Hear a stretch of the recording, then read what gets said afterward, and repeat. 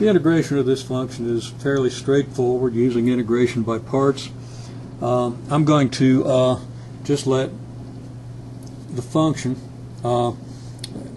understanding that this is going to integrate as a sum and difference of two terms, both multiples of v, I'm going to look at the integral of dv over 1 minus av times 1 plus av, and that being the sum and difference of two terms.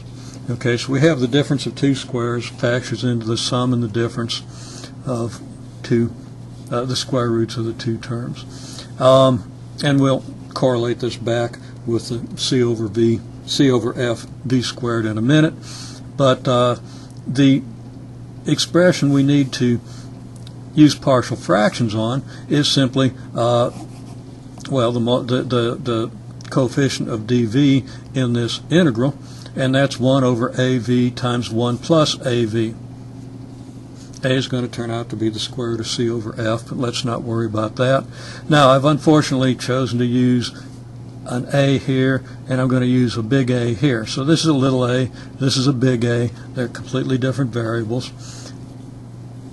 As we know from partial fractions, 1 over this quantity is going to be broken into a over the first binomial plus b over the second binomial.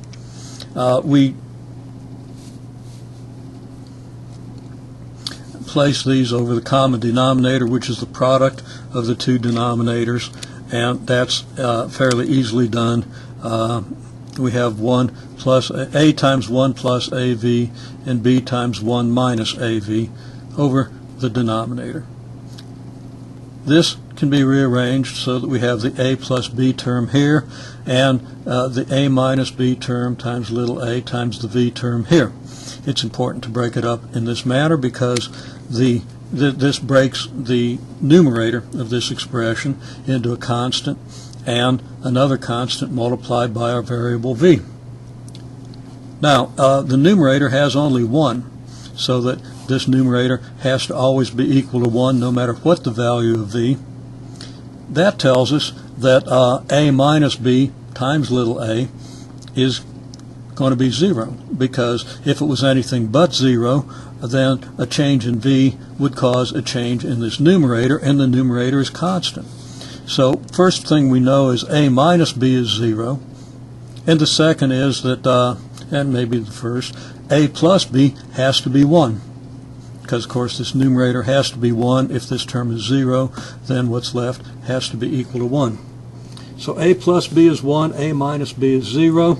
Our conclusion, a equals b, and comes from the second equation very easily. Plug that result back into the first equation, and we get a equals b equals 1/2. So that now the integral of dv over 1 minus av times 1 plus av is 1/2 times the integral of 1 over a minus, that should be 1.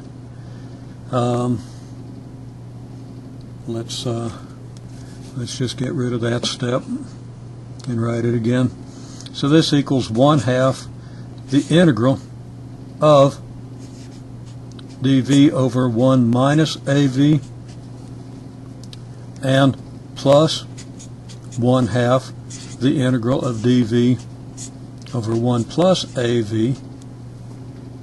That equals 1/2 times negative 1 over a, natural log of the absolute value of 1 minus av, plus 1/2 times 1 over a times the natural log of 1 plus av. And you might need to review integration by parts if you haven't already done so. This is a very common type of result, and these integrals are very commonly encountered, so this should be no big problem. But okay, that's how we're going to integrate this function. Now we're going to correlate this. A is going to turn out to be the square root of c over f, and going to be able to plug that in here, get this integral. Also note that this is going to equal, well, let's go ahead and do one last step here. This is going to be 1/2 the natural log of the absolute value of 1 plus AV over 1 minus AV. Now, again, we're using the rules for combining logarithms, the rules of logarithms and exponents, which are inverse to each other. This is something that you encounter very commonly with integration by parts, so we're not going to spend a lot of time in this example worrying about why this is equal to this. This is something you should, if necessary, review.